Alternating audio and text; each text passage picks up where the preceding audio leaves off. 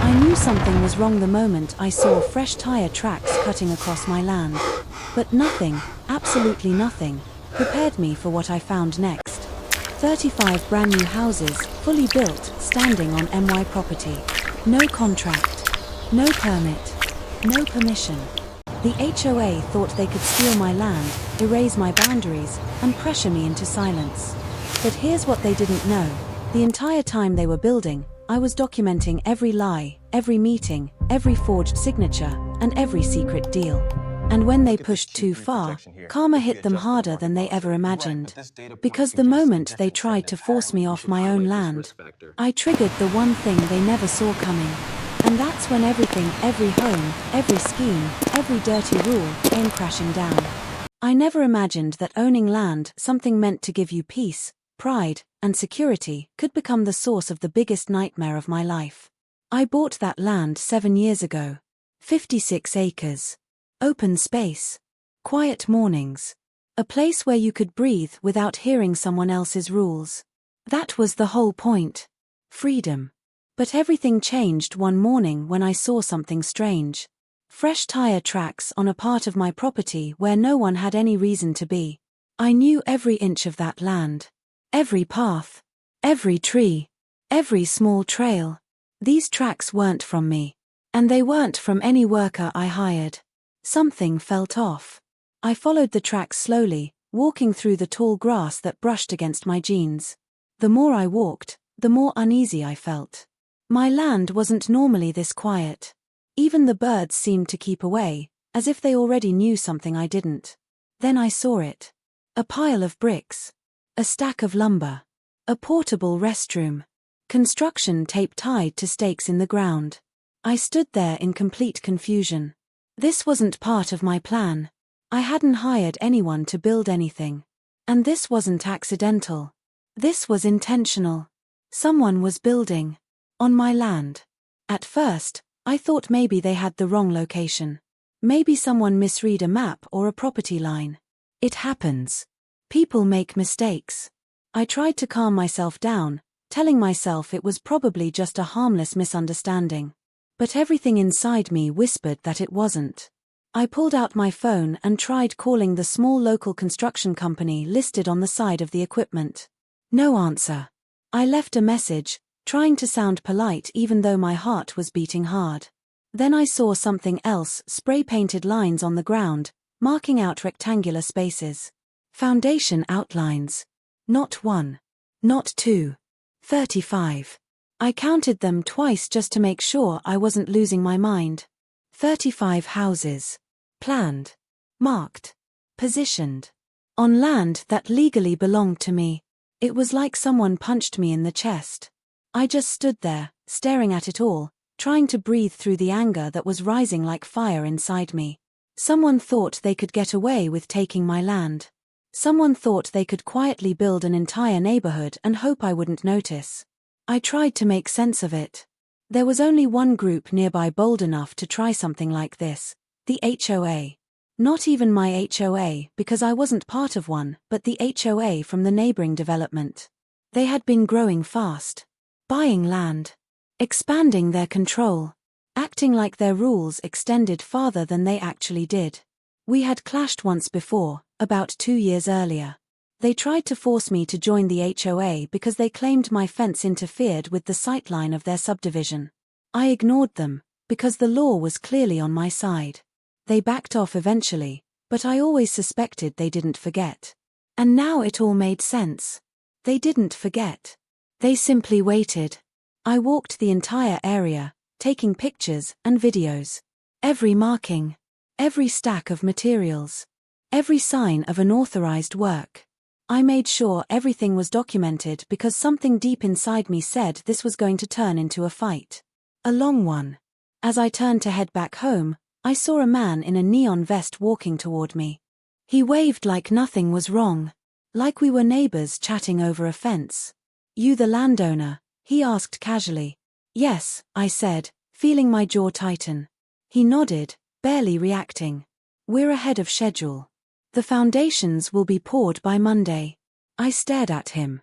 Foundations for what? He looked confused for a second, then smiled like he thought I was joking.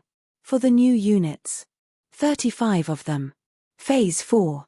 Phase 4 of what? I asked. The Oak Ridge expansion, he said proudly. My stomach dropped.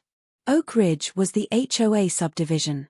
Their committee had been bragging online about big expansion plans, but every map they posted showed the new homes on land they claimed they owned. Except they didn't.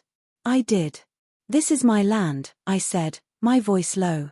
He blinked. For the first time, I saw uncertainty on his face. What do you mean? We were told the HOA acquired this parcel last year. No, I said firmly. They didn't. He stood there silently. I could almost see the wheels turning in his head. He wasn't the villain in this. He was just a worker. Probably hired by someone who lied to him, too. Look, he finally said, I'm just following orders.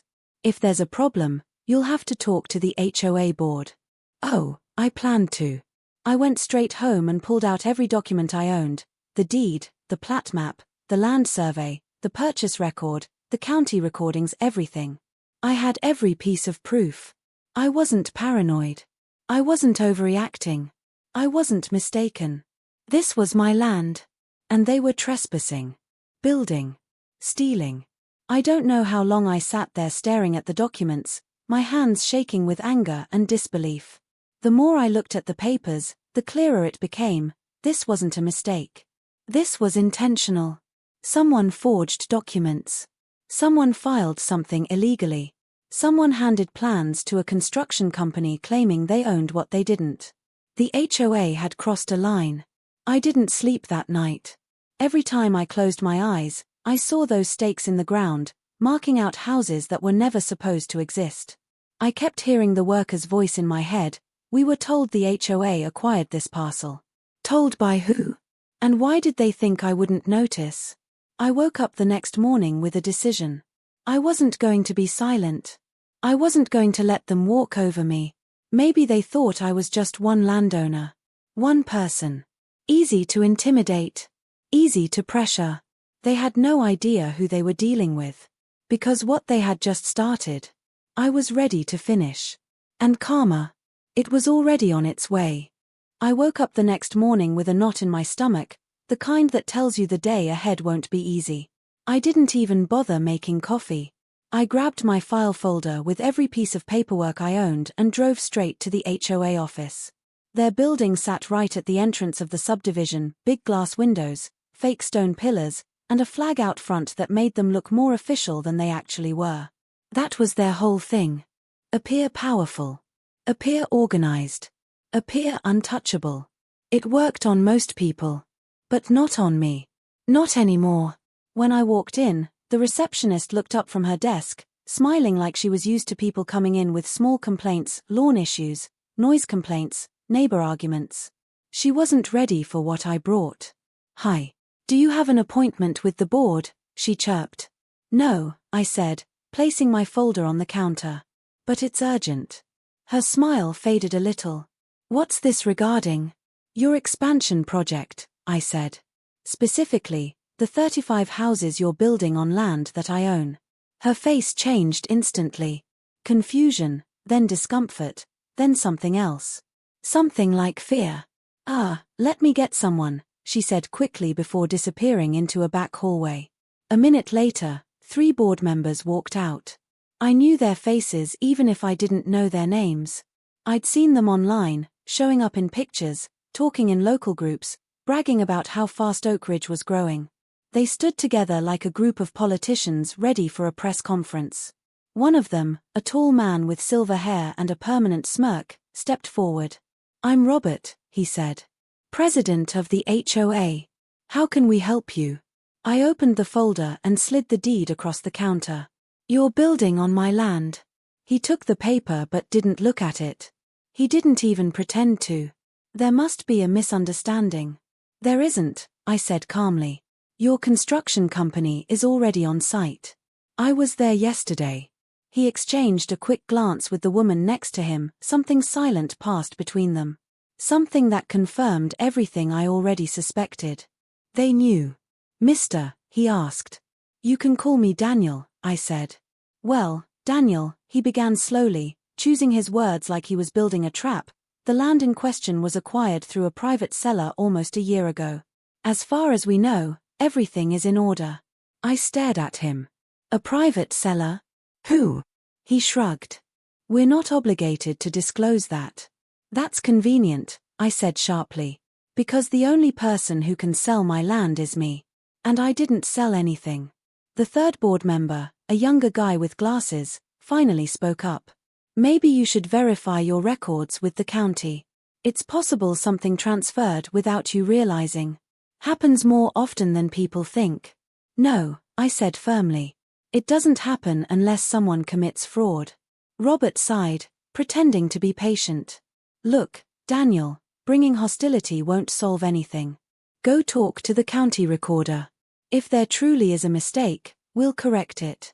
But right now, we have every legal document showing that the land belongs to us. He was lying. I could feel it in my bones. But arguing with him right there wouldn't help. They were too polished. Too prepared. Too confident in whatever scheme they had pulled. So I gathered my papers and left without another word. I drove straight to the county building next. The clerk there knew me by name. I'd filed surveys before, requested plat maps, stayed involved. She greeted me kindly, but her smile faded when she saw the expression on my face. What's wrong? I woke up the next morning with a knot in my stomach, the kind that tells you the day ahead won't be easy. I didn't even bother making coffee. I grabbed my file folder with every piece of paperwork I owned and drove straight to the HOA office.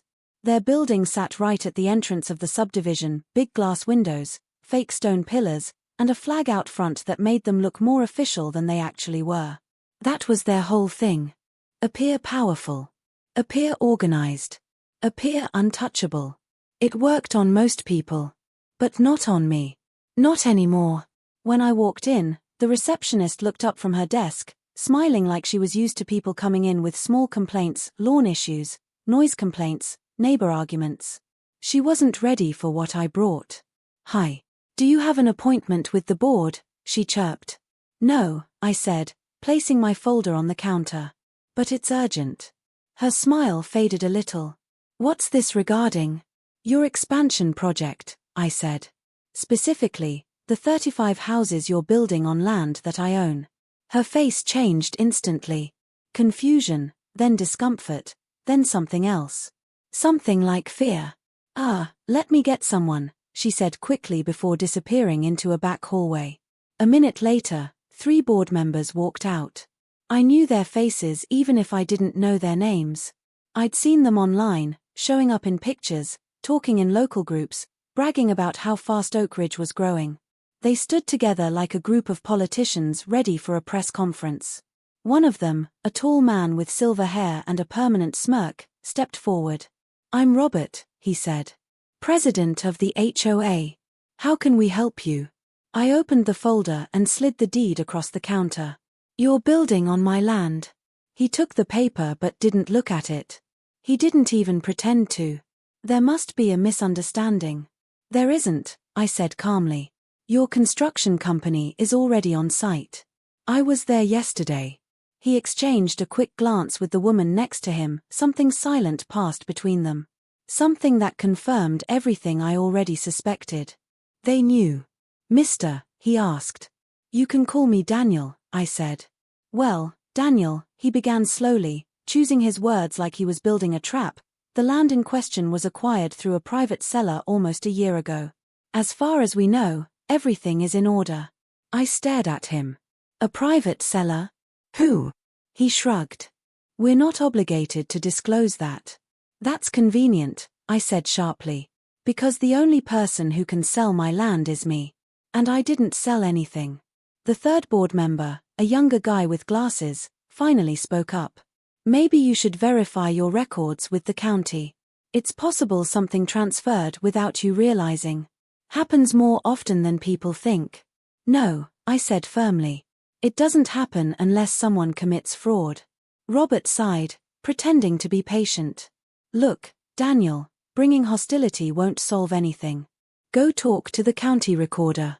If there truly is a mistake, we'll correct it. But right now, We have every legal document showing that the land belongs to us. He was lying. I could feel it in my bones. But arguing with him right there wouldn't help. They were too polished. Too prepared. Too confident in whatever scheme they had pulled. So I gathered my papers and left without another word. I drove straight to the county building next. The clerk there knew me by name. I'd filed surveys before, requested plat maps, stayed involved. She greeted me kindly, but her smile faded when she saw the expression on my face. What's wrong? The next week was one of the longest of my life. I thought the HOA would back off after realizing I wasn't going to be intimidated. I thought they'd slow down construction, maybe pause to reassess. But that wasn't their plan. They doubled down. Hard. The first sign came early Monday morning.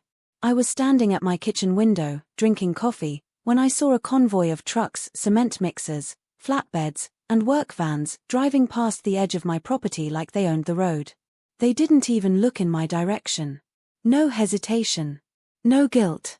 They headed straight to the construction site like they were racing against time. I drove down there 30 minutes later, and what I saw made my stomach twist. Workers everywhere. Concrete being poured. Foundations being set. Walls going up. They weren't slowing down, they were accelerating. And that told me one thing: they were scared. Not scared of me. Scared of getting caught before they could finish what they started. Because once those houses stood tall, occupied, and connected to utilities, they believed it would be too complicated for the county, the courts, or anyone else to reverse it. They were trying to outrun justice. But they didn't realize I was already building my own case. By Wednesday, the pressure campaign began in full force. It started small. Little notices stuck on my gate telling me I was in violation of community guidelines. I wasn't part of their community, but they acted like I was. Then came the emails, anonymous, threatening, warning me that fighting the HOA was pointless. Some told me to take the buyout. Others suggested my land was better used for progress. Progress. That was their favorite word. Then the phone calls started. Unknown numbers. Repeatedly. If I answered, no one spoke. If I ignored them, they called back. Late at night. Early in the morning. Constant. By Friday, I counted 47 calls. But that wasn't even the worst part. The worst part came the next day, when I found a flyer taped to my gate. This one wasn't anonymous. It had the HOA's logo at the top, printed in bright green. Community alert, it said. Underneath, in bold letters, beware of trespasser on development grounds. Individual is dangerous. Do not approach. Report sightings immediately. And beneath that, my photograph. A picture of me taken at the construction site, clearly without my knowledge. I stood there staring at it, my heart beating hard in my chest. Not from fear, but from disbelief. They weren't just trying to steal my land anymore. They were trying to destroy my reputation. Turn neighbors against me. Make everyone think I was unstable. I ripped the flyer down. But before I could even walk back to the house, an older man from the subdivision pulled up in a golf cart. "You shouldn't take those down," he shouted. I walked toward him, keeping my voice calm. "It's false. I own this land." "That's not what the HOA says," he snapped. "Robert told us you're trying to sabotage the development. Said you're dangerous." I felt anger build inside me, slow and hot. "Do I look dangerous to you?" He hesitated. "You look angry." "Well," I said, "wouldn't you be angry if someone stole your land?" He didn't answer. He just stared at me like he wasn't sure what to believe. And that's when I realized the truth. The HOA didn't just want my land. They wanted control of the entire narrative. If they made me look like the villain, everything else became easy for them. I went back inside and sat down at my table. For the first time, I felt the weight of it all on my shoulders, not just the land theft, not just the construction, but the manipulation, the lies, the organized effort to silence me. They weren't playing fair. They weren't playing legal. They were playing dirty. And people like that don't back down unless someone pushes harder. That evening, I met with a lawyer. His name was Thomas Reed. Quiet, older, Sharp eyes that didn't miss much. I handed him the entire stack of documents, the deed, the illegal transfer attempt, the HOA notice, the flyers. He read everything slowly, taking notes in a black notebook. When he finally looked up, he said something I didn't expect. "They've done this before." I leaned forward. "What do you mean?" He sighed. "HOAs expand by pushing boundaries. Some do it legally. Some, not so legally.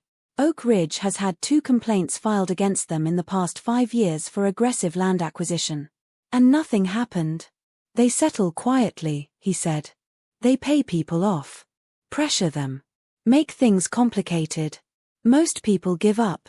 I'm not giving up." He nodded. "Good. Because they've already crossed several lines. The pending transfer is fraudulent. The construction is unauthorized. The harassment is illegal. And the notices accusing you of trespassing?" He lifted one of the flyers. "This is defamation. So what's the plan?" He leaned back in his chair. "You need to document everything. Every encounter. Every message. Every flyer. Every construction milestone. And don't confront them face to face anymore. Let me handle that." I nodded slowly. "Okay. But," he added, "you also need something else." "What?" "Leverage." I frowned. "What kind of leverage?" "The kind they can't ignore. Something that makes them stop building. Something that forces them to negotiate on your terms." I knew exactly what he meant, but I didn't say it yet. He didn't know about the dam. Not yet. My land wasn't just open fields. The lower part of it bordered a natural stream that fed into a man-made retention pond. Years ago, the previous owner built a small dam system to control water flow during storms. It fed into a series of old channels. That entire system sat right below where the HOA was building their houses. If the dam opened during heavy rain, water would rush downhill. Not enough to drown anything. Not enough to hurt anyone. But enough to flood a construction site and destroy weeks of progress. And the HOA didn't even know it existed. I stared at the blueprint in my hands that night, tracing the line of the water system with my finger. I didn't want to use it. I wasn't the type to sabotage. I wasn't the type to hurt innocent workers just doing their jobs. But the HOA wasn't leaving me any choice. They didn't respect the law. They didn't respect boundaries. They didn't respect me. And when people like that don't respect anything, sometimes nature teaches them the lesson. That weekend, I went out to the dam. I inspected the valves. Cleaned the debris. Checked the pressure points. Everything was intact. Everything still worked. All it needed was one pull. One decision. One moment where I said enough. I stood there for a long time, my hand on the release lever, thinking about everything the HOA had done. The lies. The flyers. The calls. The way they tried to erase me. But I didn't pull the lever. Not yet. Because karma doesn't rush. Karma waits until the right moment. And so did I. Monday morning came, and with it, the unmistakable sound of heavy machinery back at the site. I didn't even need to look. I could feel the vibrations through the ground beneath my feet. It was like a warning. A signal that the HOA was moving faster than I could react. But I had already prepared myself. I had counted the days, the hours, and the opportunities. I knew patience would be my strongest ally.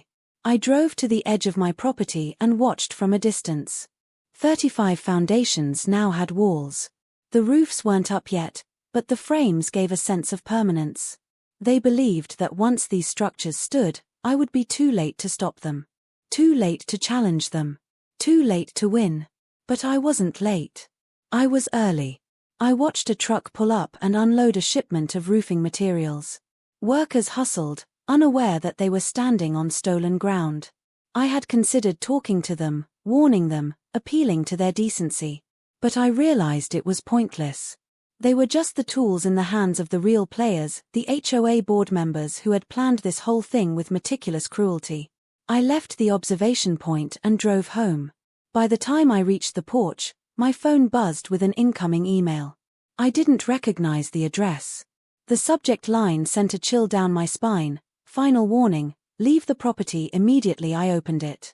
The email was concise, threatening, polished. You have 10 days to vacate your property.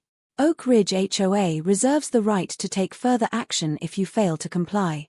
Any interference with construction will be met with legal consequences. Consider this your final warning. My hands shook as I read it. Not out of fear, but rage. They were trying to intimidate me. Trying to make me question myself. Trying to make me quit.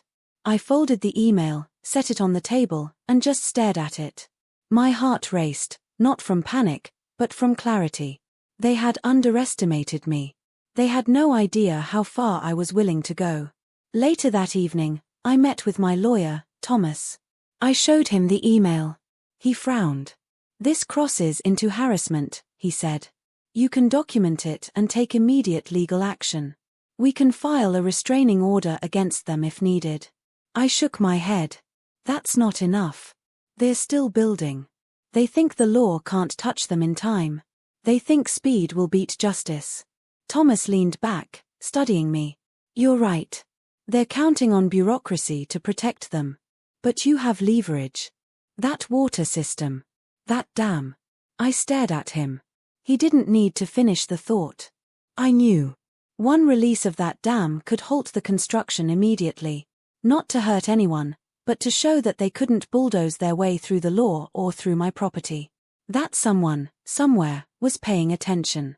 But I also knew that using it would escalate things beyond anything the HOA could anticipate. It would make them desperate. And desperate people make mistakes. That mistake could be everything I needed. The next day, I returned to the construction site, pretending to just survey my own land. Workers were moving fast. Concrete mixers rotated, scaffolding clanged. A project manager came toward me, clipboard in hand. Sir, are you here for a meeting with the board? He asked. No, I replied. I just wanted to see the progress.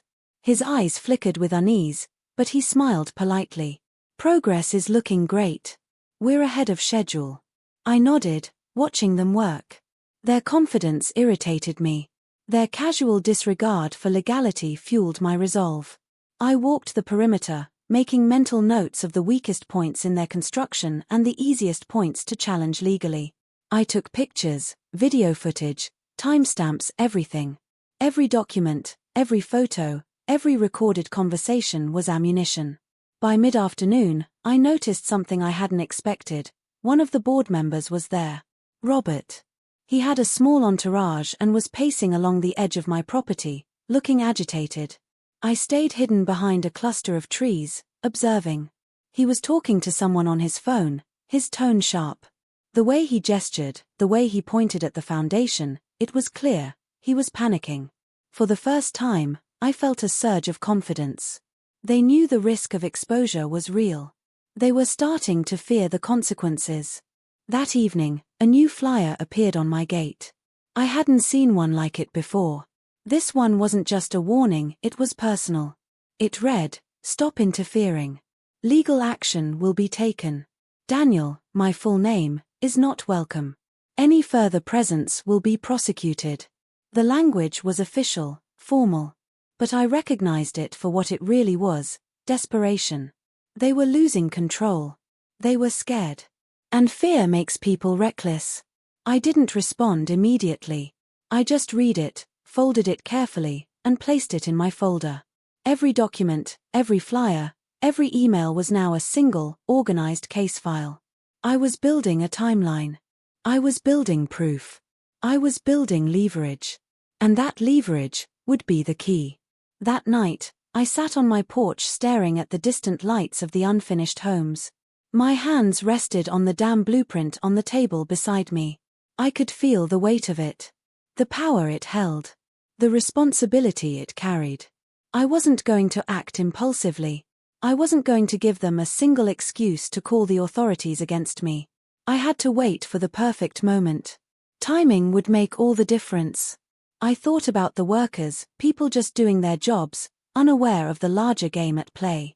I thought about the HOA board members, their smug confidence, their assumption that nothing could stop them. And I thought about myself, standing alone, armed with nothing but the law, documentation, and a small dam that could change everything. By midnight, I had made a decision. I would wait for the perfect moment. One mistake from them, one overstep, and I would act. My patience would be the weapon, my preparation would be the shield, and my evidence would be the sword. Karma was patient, but precise. And in the quiet of my land that night, I finally allowed myself to breathe. For the first time since discovering the construction, I felt a sense of control. The HOA had underestimated me. They had underestimated the law. They had underestimated nature itself. And soon, they would learn the consequences of that mistake.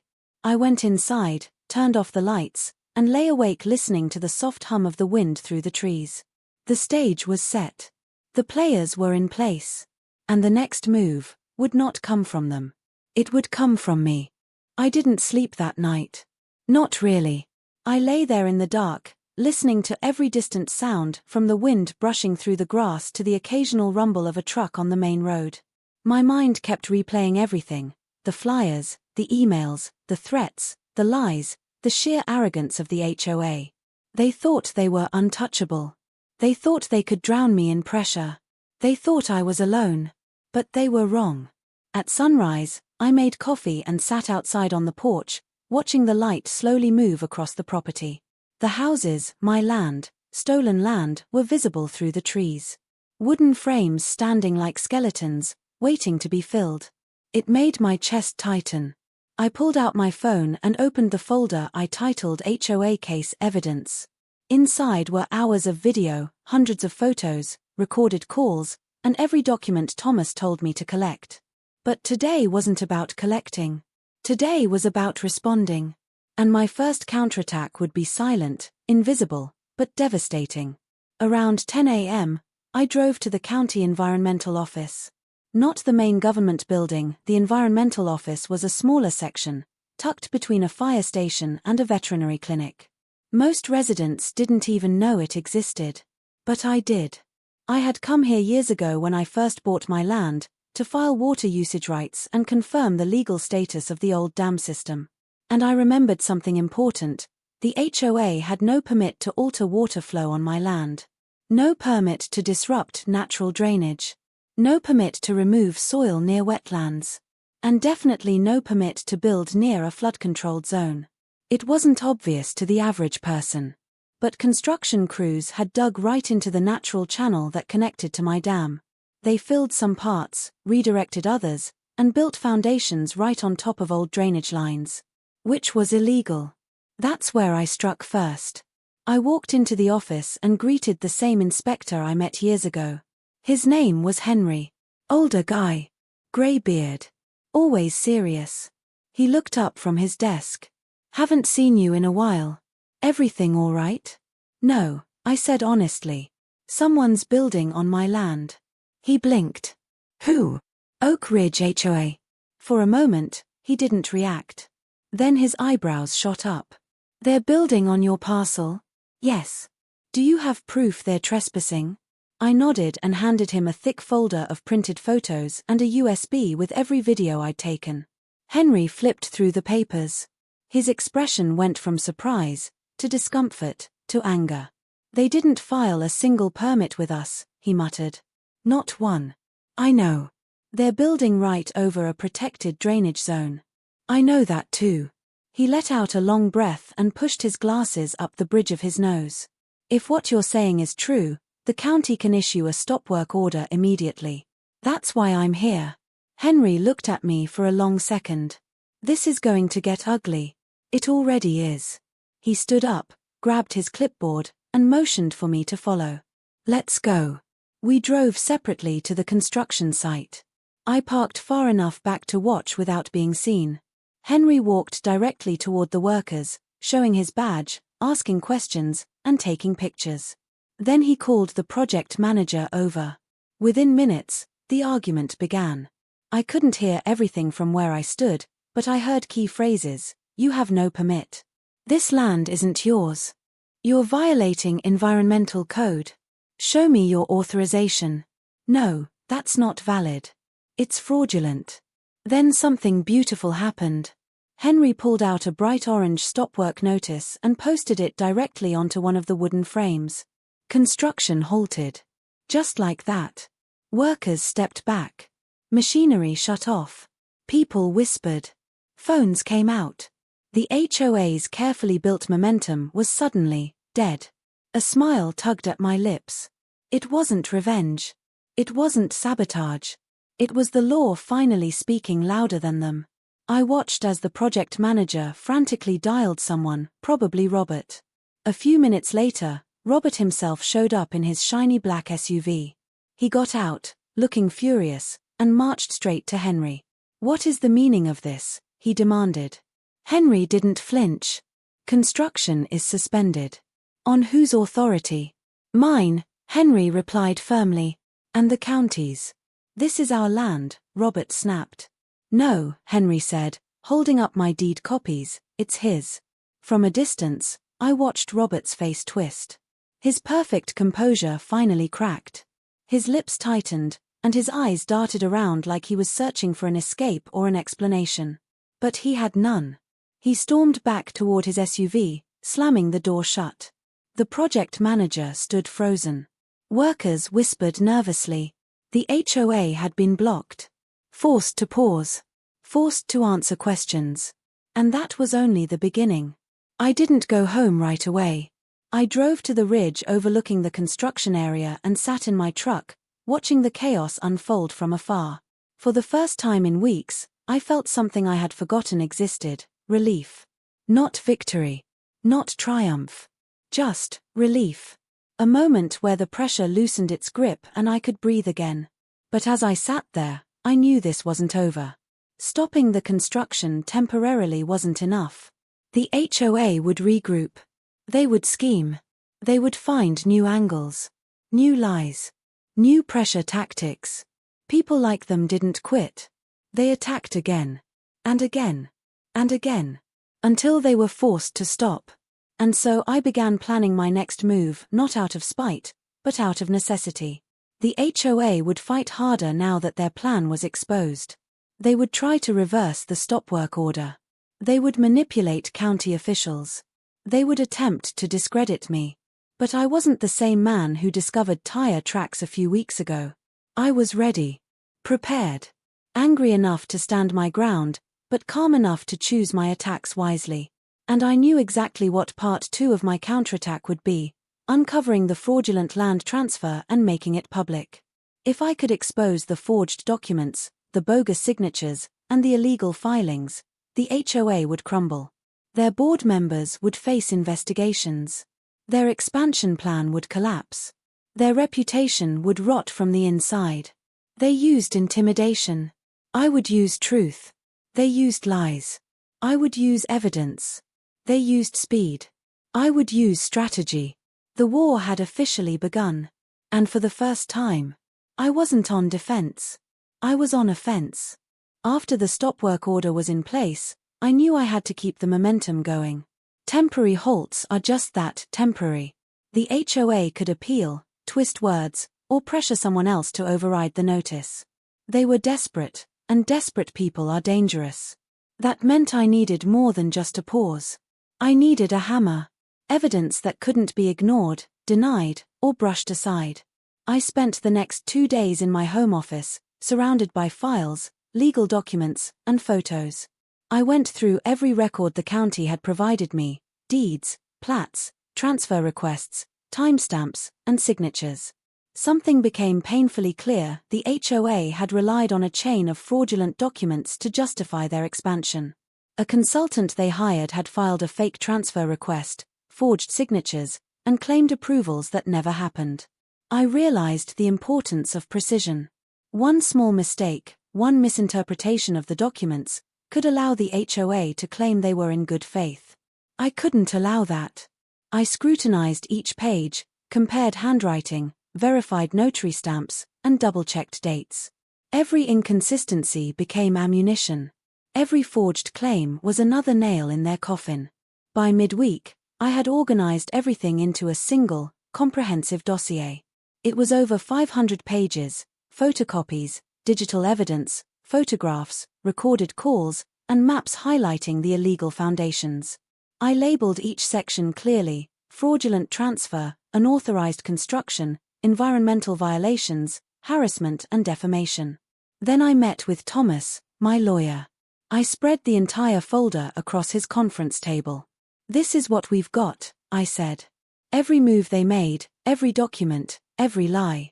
If we go public with this, there's no way they can deny it." Thomas leaned back, steepling his fingers. "This is meticulous work, Daniel. Perfect. But once we release this, the HOA will retaliate. They're already desperate.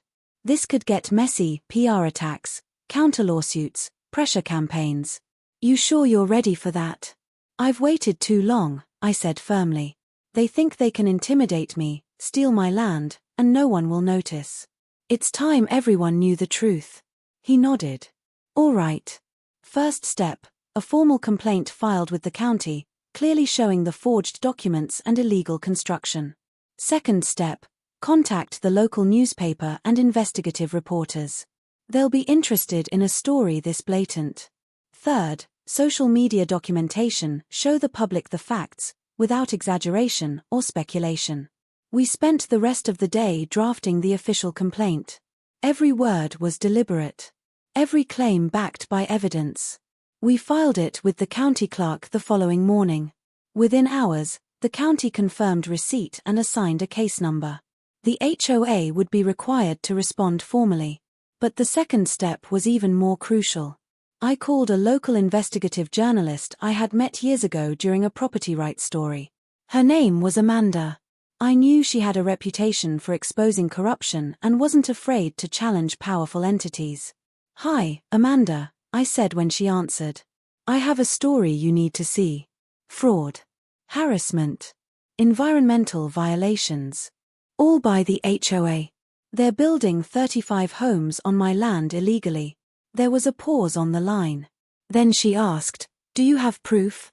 "Yes," I said, and spent the next 30 minutes giving her a summary of events, evidence, and documentation.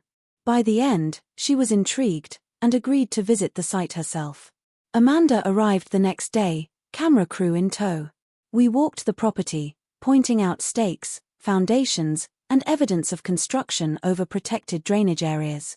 I handed her copies of the fraudulent documents, the stop work order, and photos of the workers operating on my land without permits. She asked questions, took videos, and documented everything meticulously.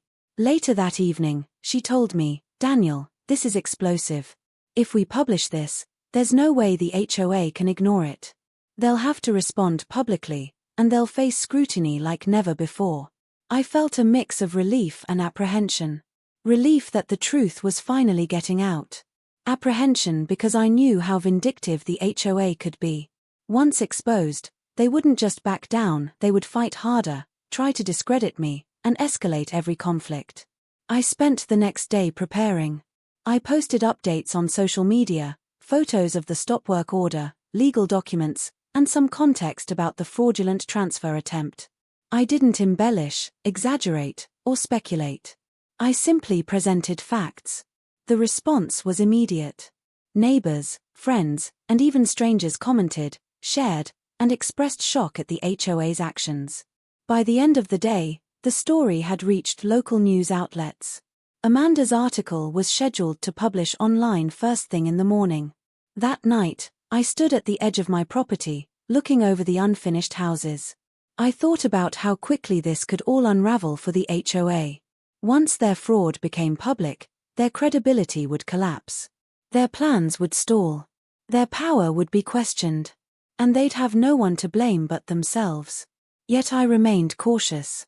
I knew this wasn't over. The HOA could hire lawyers, intimidate reporters, or even attempt to manipulate officials to dismiss the claims. But one thing was certain: the first domino had fallen. And I wasn't stopping here. The next morning, Amanda published her story. The headline was precise, dramatic, and accurate. HOA expansion on private land sparks legal battle. Allegations of fraud and harassment within hours. The article was shared across social media, local news outlets picked up the story, and the HOA suddenly found themselves under intense public scrutiny. Emails, calls, and complaints flooded their offices. Board members scrambled, trying to spin their narrative, but the evidence was overwhelming. I watched from my porch as a few board members exited the HOA office visibly frustrated. Their confident, smug demeanor had vanished. They knew they were exposed. And for the first time, the power dynamic shifted. I allowed myself a moment of satisfaction. Not out of vengeance, but because the truth had won a small victory. I knew the war was far from over, but the first real blow had been delivered. That evening, Thomas and I reviewed next steps. We planned to file additional complaints with environmental authorities, explore potential lawsuits for defamation and harassment, and continue documenting every move. Every interaction, every communication, every attempt by the HOA to intimidate or manipulate would now be meticulously recorded. For the first time, I felt a sense of control I hadn't had since discovering the construction. The HOA had believed they could steamroll me into submission. They had underestimated my patience, preparation, and the weight of the law. And the best part? Karma was only beginning to show its face. By the time Amanda's article went live, the atmosphere around my property had shifted completely. The HOA had gone from confident aggressors to defensive, panicked operators. For the first few hours, I watched them try to spin the narrative, posting vague statements online claiming they acted in good faith and that the project was within legal bounds. But anyone who looked closely could see the holes. Fraudulent transfer? No permits. Stop work order? The public wasn't buying it. However, I knew this was just the calm before the storm. Powerful organizations like the HOA don't admit defeat easily. Once they felt exposed, they became more dangerous. Predictably, by the afternoon, the first real retaliation began. I was working inside my home office when the phone rang. The caller ID was blocked. I hesitated but picked up. A distorted voice spoke, heavily filtered. "You're making a mistake. Stop this now, or you'll regret it." No name. No identification. Just a threat. My hands tightened on the phone. I had expected intimidation, but it still sent a shiver through me. I hung up and immediately called Thomas. "They've escalated," I said. He didn't flinch. He had warned me this could happen. "I'll document the call," he said. "It's harassment. We can use it against them in court." Next, the HOA tried another approach, neighbors. Over the next 2 days, I noticed subtle changes in my surroundings. Flyers began appearing again, this time framed as community safety notices. Neighbors I had spoken to before suddenly started asking questions about dangerous individuals near the development. Anonymous texts arrived, suggesting I consider selling or don't make this worse for yourself. It was psychological warfare. They were trying to isolate me, make me feel alone, and break my resolve. But I wasn't intimidated. I spent those days documenting everything: photos of flyers, screenshots of messages, timestamps of calls. Every move they made added to my growing dossier. Every attempt to bully or mislead me only strengthened my legal and strategic position. Meanwhile, construction attempts resumed despite the stop work order. I noticed crews showing up again early in the morning, trying to push forward while county inspectors were off duty. It was a brazen move, a gamble that I wouldn't notice or couldn't act fast enough. I did notice. I called Thomas immediately. "They're violating the stop work order," I said, anger rising but measured. "They're moving again." Thomas's response was calm. "Good. That makes it easier. We file contempt, and the county has to respond quickly. They're accelerating their mistakes." So we did. Another formal complaint went in, this time citing contempt of the stop work order and violation of environmental regulations.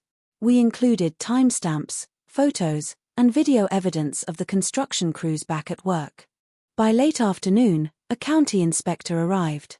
He was firm and professional, stopping construction immediately and demanding the workers pack up until a formal review could be completed. Once again, the HOA's momentum was halted. It was satisfying, yes, but I knew the real battle wasn't just stopping construction. It was public exposure, legal accountability, and psychological endurance.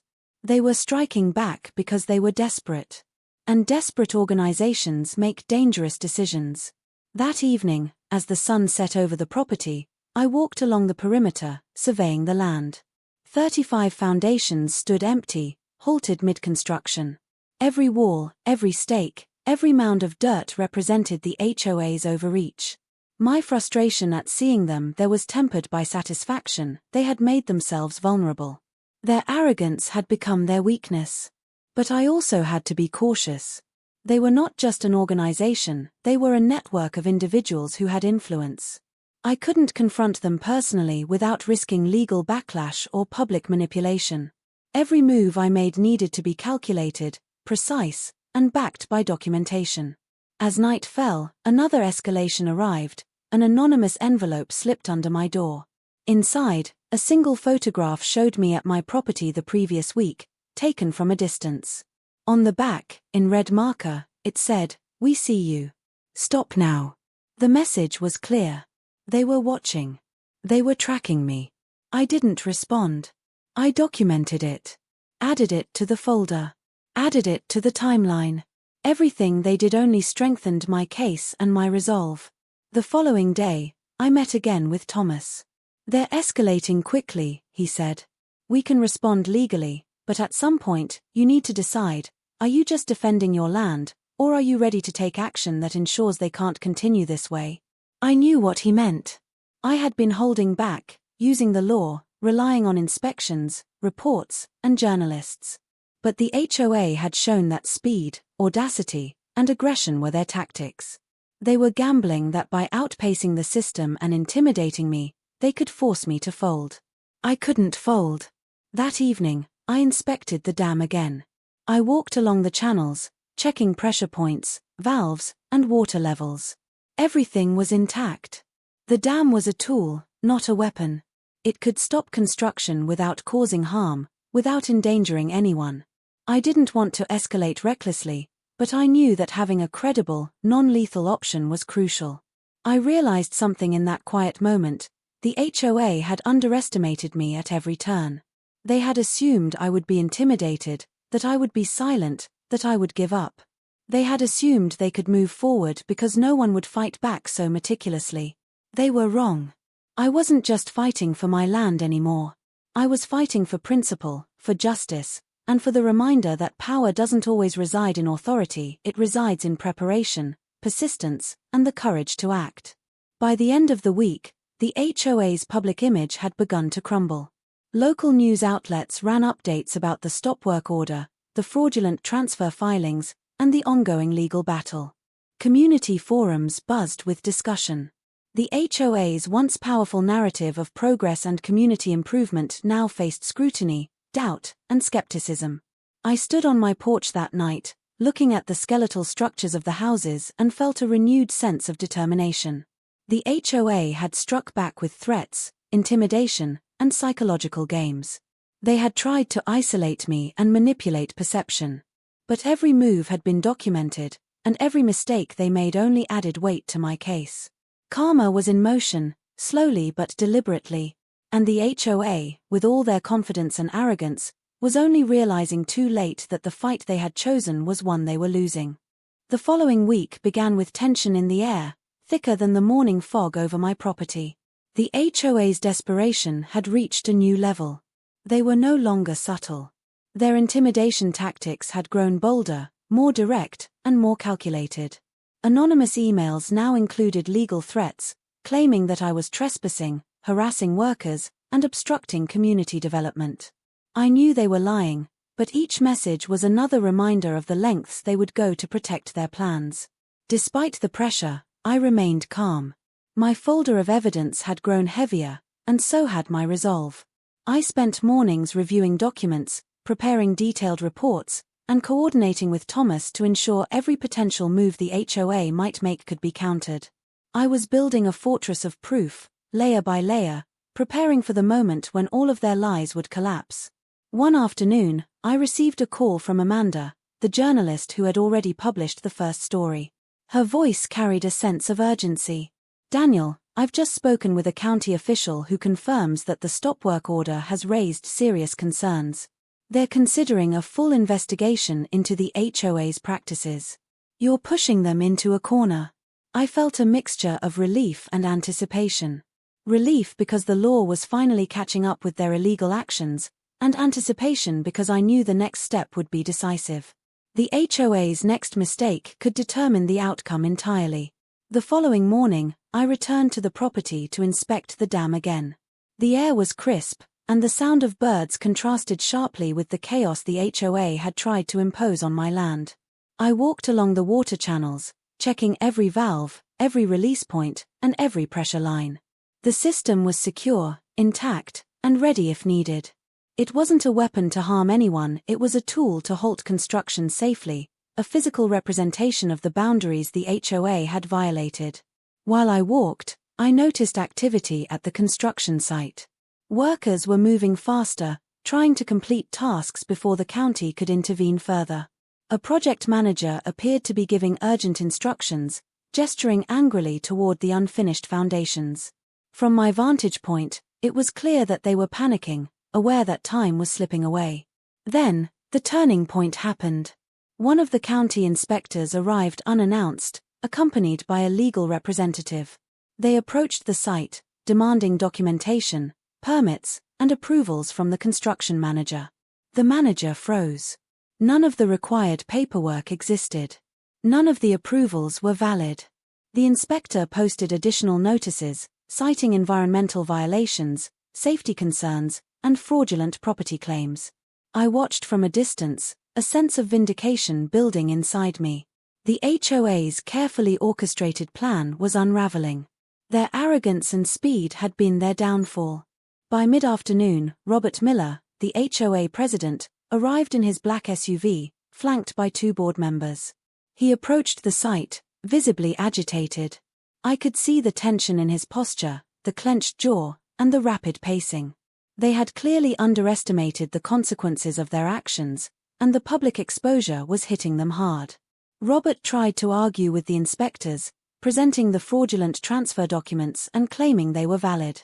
The inspectors remained firm, reviewing the documents thoroughly and pointing out discrepancies, missing signatures, and forged approvals. Robert's confidence faltered with every detail examined. From my vantage point, I realized something crucial. The HOA had made a critical mistake. By rushing the construction and attempting to obscure the fraudulent land transfer, they had left a trail of evidence that was now unassailable. Their own haste was working against them. That evening, I met with Thomas and Amanda to discuss strategy. Thomas emphasized the importance of continuing to document everything and preparing for a legal filing that would not just halt construction, but seek accountability for the fraud and harassment. Amanda suggested a follow-up article highlighting the county's involvement and the HOA's repeated violations. We worked late into the night, coordinating every detail. I double-checked evidence, prepared statements, and ensured that every photo, document, and recording was accounted for. I knew the HOA would fight back, but I was prepared for every scenario. The next morning, the first cracks appeared in their public image. Neighbors who had previously supported the HOA now expressed concern, questioning the legality of the construction and the integrity of the board members. Online forums buzzed with speculation, and Amanda's follow-up article painted a clear picture of the HOA's illegal actions. For the first time, I felt a shift in momentum. The HOA was no longer controlling the narrative. Public perception had turned, and the law was firmly on my side. Despite the progress, I remained cautious. The HOA was unpredictable, and their desperation made them dangerous. I continued to monitor the construction site, communicate with county officials, and maintain detailed records of every interaction. By the end of the week, the pressure on the HOA reached a critical point. Legal inquiries, public scrutiny, and internal tension forced them to pause any further construction. Workers were instructed to stand down, and Robert Miller's confidence was visibly shaken. The organization that had once seemed untouchable was now vulnerable, exposed, and scrambling to maintain control. That night, I stood on my porch, looking at the halted construction. The skeletal frames of the houses cast long shadows across my property. I felt a profound sense of relief and accomplishment, but also a renewed understanding of the battle ahead. The HOA would not surrender quietly. They would attempt to regroup, strategize, and reclaim the narrative. But I was ready. Karma was no longer just a concept, it was in motion. Every illegal action, every fraudulent claim, every attempt at intimidation had been documented, exposed, and countered. The turning point had arrived, and the HOA's power was no longer absolute. I knew the final resolution was approaching. The remaining weeks would determine whether justice truly prevailed or if the HOA would find another way to manipulate the system. But for the first time, I felt confident that the scales were tipping in my favor. And in that moment, I realized the most important lesson of all: patience, preparation, and persistence could overcome arrogance, deceit, and intimidation. The HOA had underestimated me at every turn. They had assumed I would be intimidated, that I would be silent, that I would fold. They were wrong. I wasn't just defending my land. I was defending truth, justice, integrity, and the fight was far from over. The following days were tense, but the momentum was finally on my side. The county's involvement had slowed construction to a crawl, and the public exposure had the HOA scrambling. Their once confident, arrogant posture was gone. Robert Miller, the president, no longer appeared in the neighborhood without looking over his shoulder. Their project managers were hesitant, unsure how to proceed. It was almost satisfying to see them stumble. Despite this, I couldn't let my guard down. The HOA had made one thing clear: they would not give up easily. They were aggressive, resourceful, and willing to manipulate every angle to protect their interests. If I wasn't vigilant, they could still find a loophole, hire a new consultant, or pressure someone to resume construction. I had learned that when dealing with people like them, vigilance wasn't optional, it was survival. Every morning, I drove past the property's edge, checking for new signs of activity. Every evening, I documented everything, adding it to my growing dossier. I had become almost obsessive, but it was necessary. The HOA had shown time and again that they would exploit any gap I left open. One afternoon, I received a phone call from Amanda, the journalist. Her voice was urgent, yet thrilled. "Daniel, we've got confirmation. County records show multiple fraudulent filings connected to the HOA. They've been using fake signatures to attempt land transfers before. This is more than just your property, they've got a history of deception." I listened, my jaw tight. So this isn't just me? No. It's a pattern. And now the public is aware. That afternoon, the community forum exploded with comments, questions, and shared articles. Neighbors who had remained silent before were now voicing concern. Some demanded accountability. Others criticized the HOA for their lack of transparency and ethical conduct. The pressure on the board was immense. Robert Miller called for an emergency meeting. I wasn't invited, of course, but I knew it was happening. I could almost picture the scene: a group of people, once confident and smug, now panicked and desperate, trying to spin their failures into some semblance of control. But it was too late. The documents, the public scrutiny, the legal filings, they were unstoppable. That evening, I received a formal notice from the HOA. They were requesting a meeting, claiming they wanted to resolve disputes regarding property boundaries and construction concerns. It was clear they were trying to salvage their reputation and limit further exposure. I forwarded the notice to Thomas. "What's your take?" I asked. Thomas smiled, a rare expression. "They're negotiating from a position of weakness. Finally. We control the narrative now.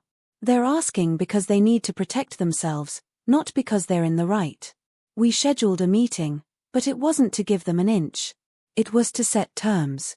I had leverage now, documented evidence of fraud, harassment, environmental violations, and public exposure. Every move they made was visible, accountable, and could be used against them. The day of the meeting, I arrived early, folder in hand, calm but prepared. Robert Miller and 2 other board members were already there, their posture stiff, their smiles forced. They tried small talk, casual greetings, but the tension was palpable. Thomas spoke first, presenting the evidence: fraudulent transfer filings, forged signatures, stop work violations, harassment emails, and public complaints. He detailed each violation, referencing county codes, legal statutes, and documented incidents.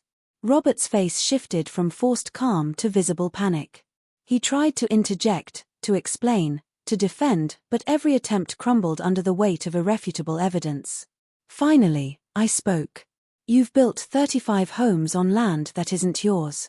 You've attempted to manipulate records, intimidate neighbors, and misrepresent facts to the public. You can continue to deny it, but the documentation is clear. We can take this to court. We can involve environmental authorities, legal authorities, and media outlets. But we don't have to. You have a choice: acknowledge wrongdoing, halt construction permanently, and negotiate a resolution that restores integrity. There was a long silence. The room felt heavy, as if everyone knew the battle had shifted irreversibly. Finally, Robert spoke, voice low and tense. We'll review the documentation and consider your proposal. I didn't respond.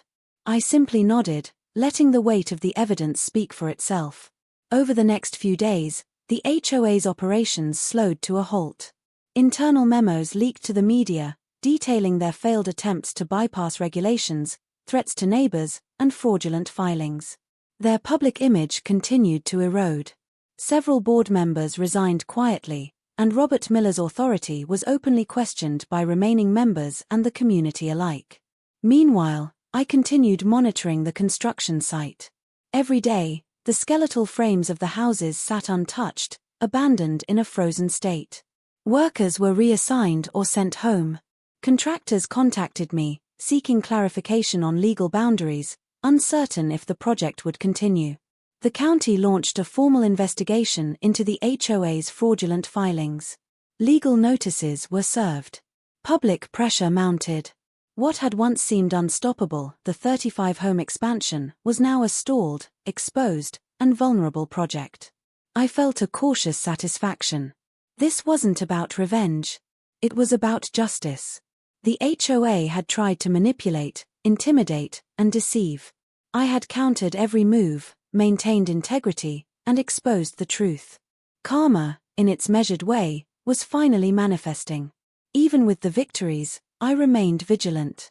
I knew the HOA might attempt a last-ditch effort appealing legal rulings, lobbying officials, or attempting new filings. But their credibility was shattered, and every move they made would now be under scrutiny. By the end of the week, the community had shifted. Neighbors reached out to me, expressing support and gratitude. Some apologized for previously trusting the HOA.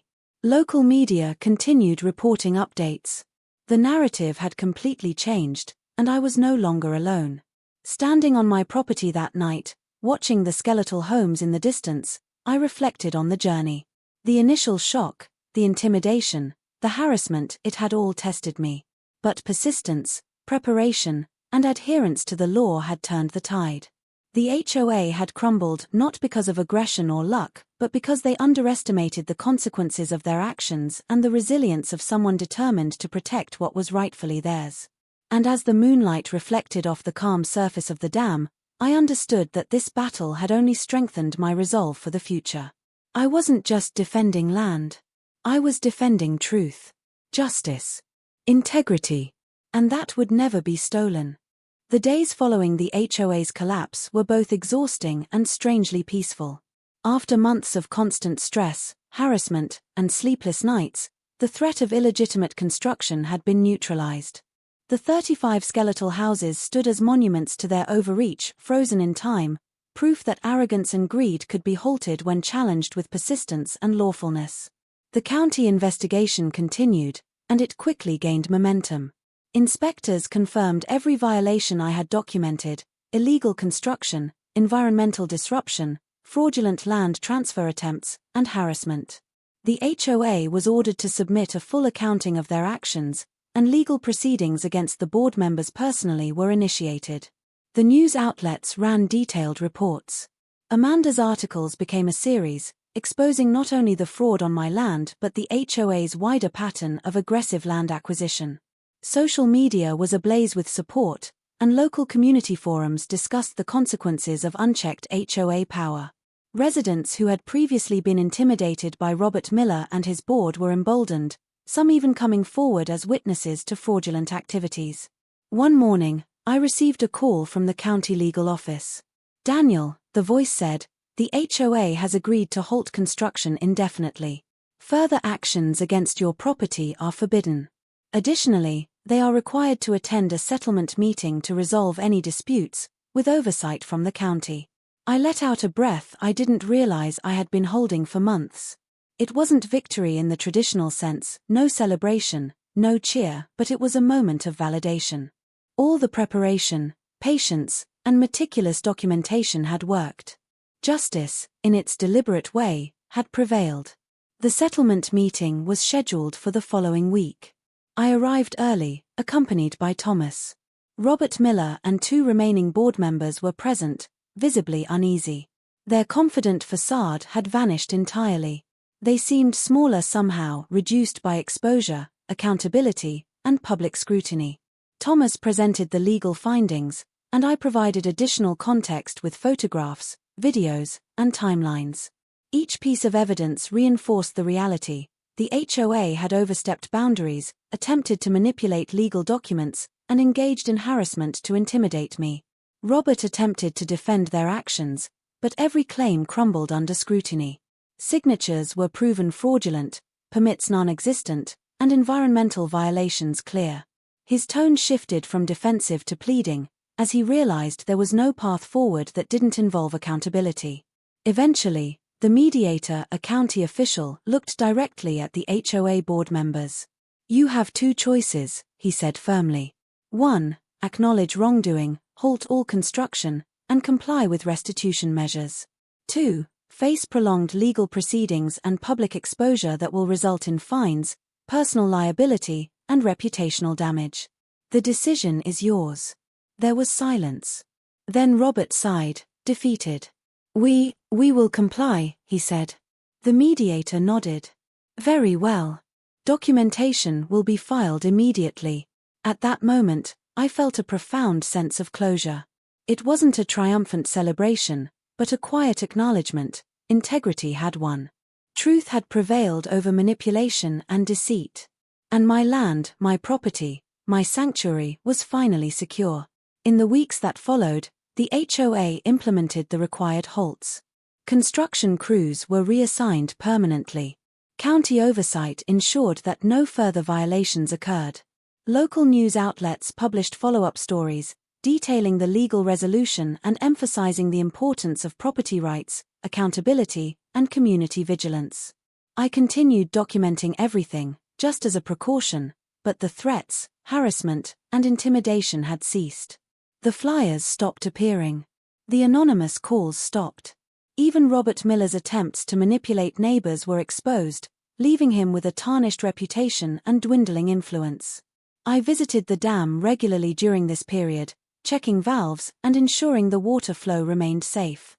It had never been a weapon to harm anyone, only a safeguard against potential reckless construction. Standing by it, I felt a sense of empowerment. It was a reminder that preparation, knowledge, and patience could create security even against powerful, unscrupulous forces. One evening, Amanda visited me at the property. She had brought coffee and her camera, but this time there was no urgency in her voice, only a calm sense of reflection. "You know," she said, "I've covered many stories, but this one, it's different. It's not just about land or legal battles. It's about persistence, patience, and standing up to people who think power gives them rights they don't have." I nodded. It was never just about the land. It was about accountability. About ensuring people know actions have consequences. And about standing firm when others try to intimidate you. She smiled. "And you did it without losing your integrity. That's rare." We walked along the property line, past the skeletal frames of the unfinished homes. The sun was setting, casting long shadows, and the wind whispered softly through the trees. For the first time in months, I felt a sense of peace. Not the absence of struggle, but the presence of resolution. Over the following months, the HOA attempted to recover, but their reputation had been permanently damaged. Board members who had been complicit in the fraudulent schemes resigned. Community trust in the organization eroded. Efforts to restart the construction were met with scrutiny from both the county and the public. I focused on restoring the property, maintaining the dam system, and enjoying the peace I had fought to protect. Neighbors who had once feared the HOA now approached me, offering apologies for previously supporting the overreach and expressing gratitude for standing up against injustice. Through the experience, I learned lessons I would carry forever. Documentation is power. Every detail matters. Every photo, every email, every record can become your shield. Patience wins. Acting too early or emotionally can backfire. Strategic timing amplifies impact. Integrity cannot be replaced. Standing firm in truth, even against intimidation, forces the dishonest to stumble. Leverage is key. Understanding your rights, the law, and natural safeguards provides options others cannot anticipate. Most importantly, I realized that karma isn't immediate. It doesn't strike like lightning. It waits, measured and precise, until the moment when actions meet consequence. And when it arrives, it is inevitable. The final day of resolution came quietly. The county confirmed that the HOA had permanently halted all construction on my property. All legal disputes had been settled in my favor. Fraudulent filings were invalidated. Public records reflected the truth. And for the first time in months, I could walk across my land without looking over my shoulder. I stood at the top of the ridge, overlooking the forested landscape, the dam, and the halted construction. The wind carried a sense of freedom, a reminder that persistence, courage, and adherence to truth could overcome even the most powerful adversaries. I thought about the long, grueling journey, the intimidation, harassment, and relentless pressure. Every challenge had tested my resolve, my patience, and my principles. But the outcome validated every effort. Justice had been restored. And in that moment, I understood something profound. Standing up for what is right, even when it seems impossible, is always worth it. The HOA had tried to steal my land, manipulate the truth, and intimidate me into submission. But through preparation, evidence, and courage, the tables had turned. The stolen land was safe, the fraudulent schemes were exposed, and the arrogant HOA had been humbled. I walked back toward my home, feeling a deep sense of peace. This wasn't just a personal victory, it was a reminder to everyone that integrity, patience, and perseverance can overcome greed, deceit, and intimidation. Justice had arrived. And this time, it was undeniable.